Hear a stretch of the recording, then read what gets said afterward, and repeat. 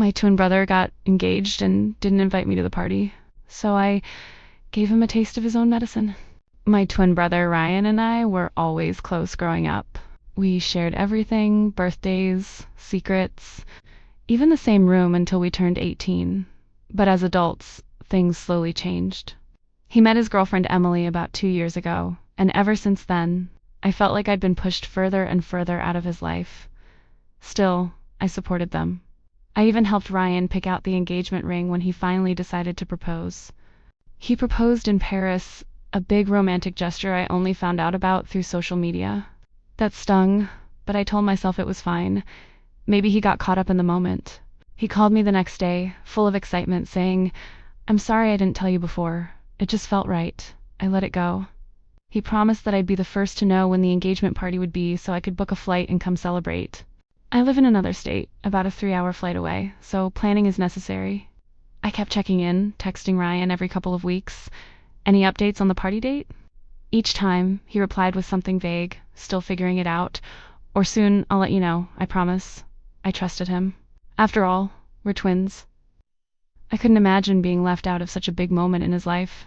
Then, one Sunday, I was scrolling Instagram when I saw a tagged photo of Emily wearing a white dress, standing beside Ryan under a big banner that read, "Congrats to the future Mr. and Mrs. Harper." My heart sank. I clicked through the photos. There were dozens, balloons, cake, smiling friends and family.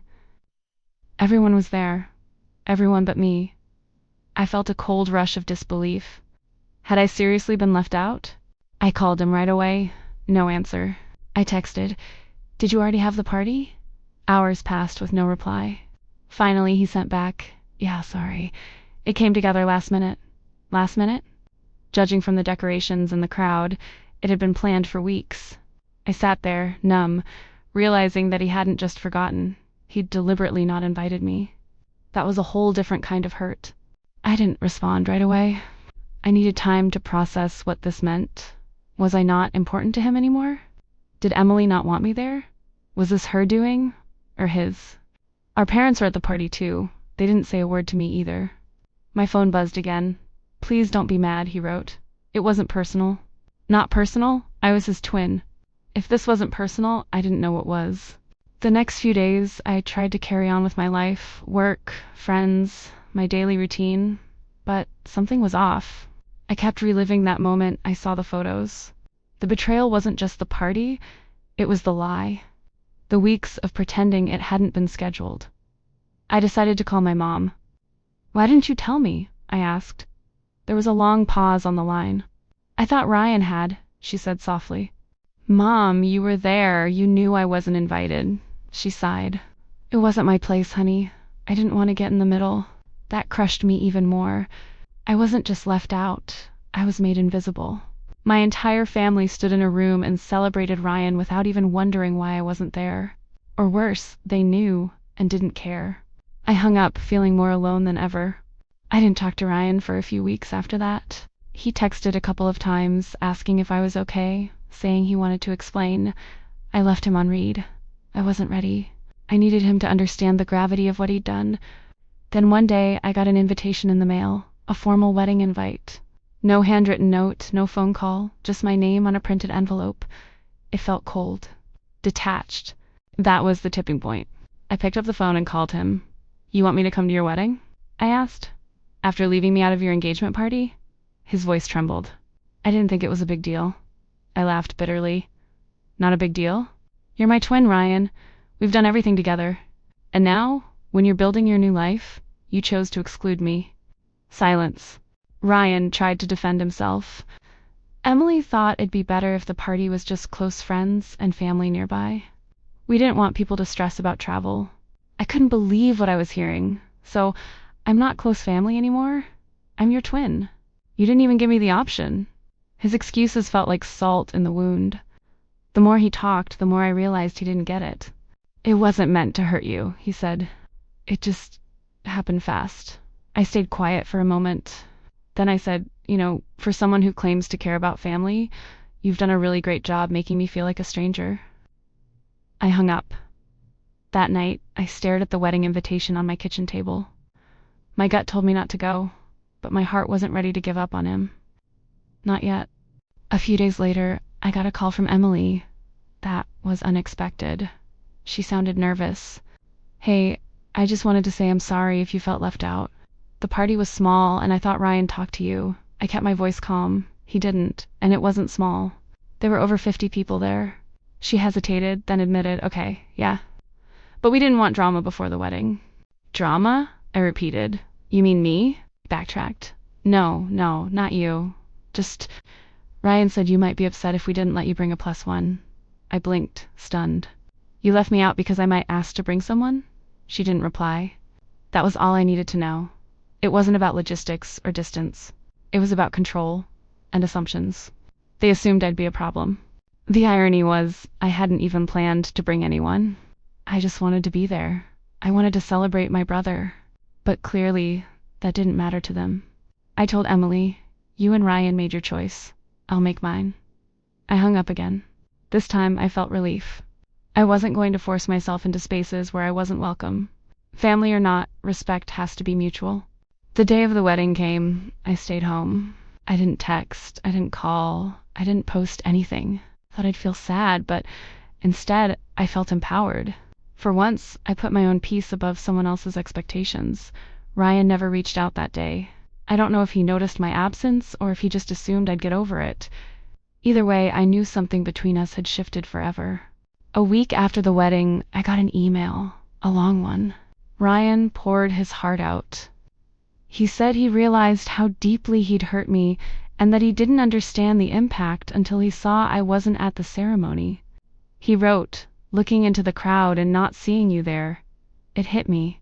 I made the biggest mistake of my life. Part of me softened, but part of me held back. Was it too late?" I responded honestly. I told him I appreciated the apology, but rebuilding trust would take time. I didn't want to pretend everything was fine. I needed actions, not just words. He replied, "Tell me what I can do. I'll do anything." That was the first time in months I felt like my brother was really talking to me. Not through excuses, not through guilt, but through vulnerability. We started talking again, slowly. He told me about the wedding, how weird it felt not having me there. I told him about how abandoned I felt. We cried on the phone. It was messy, raw, and real. Eventually, he asked if I'd be willing to come visit, just the two of us. No Emily, no distractions. I agreed. I wanted to give us a chance to find our way back to each other, if possible. That weekend, I flew down. He picked me up from the airport with my favorite coffee in hand, just like old times. We didn't talk about the party or the wedding at first. We just existed, walked through our hometown, shared stories, laughed. For the first time in a long while, I felt like his twin again. The visit reminded us both what we had and what we almost lost. On the last night of my visit, Ryan opened up. "I let other people influence how I treated you. Emily had her opinions, and I went along with it. That's on me. I appreciated the honesty, but I had to ask, would you have stood up for me if I had shown up and something went wrong?" He hesitated. Back then? Maybe not. But now? I'd never let that happen again. That meant more than he knew. I told him, "I don't need perfection from you. Just presence. Just honesty." We stayed up late that night, watching old videos of us as kids, birthday parties, school plays, even a clip where we tried to build a rocket in our backyard. We laughed like we hadn't in years. For the first time, I felt like maybe we could rebuild what was broken. Not overnight, but piece by piece. When I flew back home, I felt lighter. Not everything was fixed, but something had shifted. We were communicating again. Ryan made an effort. He called me weekly, updated me on his life, asked questions about mine. Even Emily sent a message apologizing again, this time with sincerity. I didn't know if we'd ever be as close as before, but I knew we were no longer strangers. Months passed. Then one day, Ryan called with big news. He and Emily were expecting a baby. "You're going to be an uncle," he said with a smile in his voice. My heart clenched. "In a good way. I'd be honored," I replied. He asked if I'd consider being the godfather. That moment erased a lot of the past pain. It felt like a full circle moment, a second chance for all of us. I flew out for the baby shower. This time, there were no secrets. No surprises. Ryan introduced me to everyone with pride. Emily gave me a hug and thanked me for giving them another chance. It wasn't just a celebration for the baby.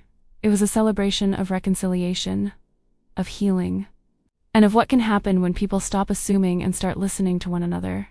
Later that evening, as the party wound down, Ryan pulled me aside.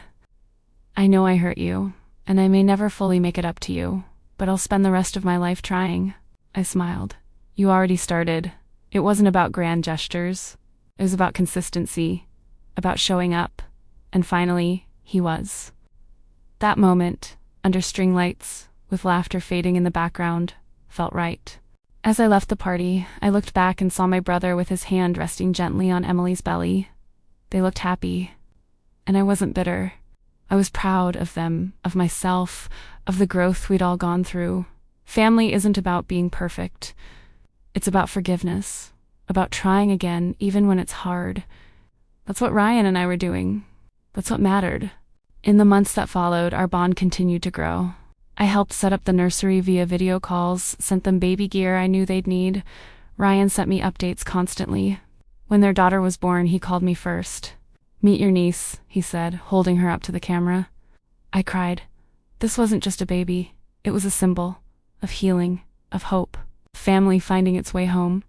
Looking back now, I realize something important. Sometimes the people who hurt you the most are the ones you still want to forgive. Not because they deserve it immediately, but because you deserve peace. I don't regret skipping that party. That was the turning point.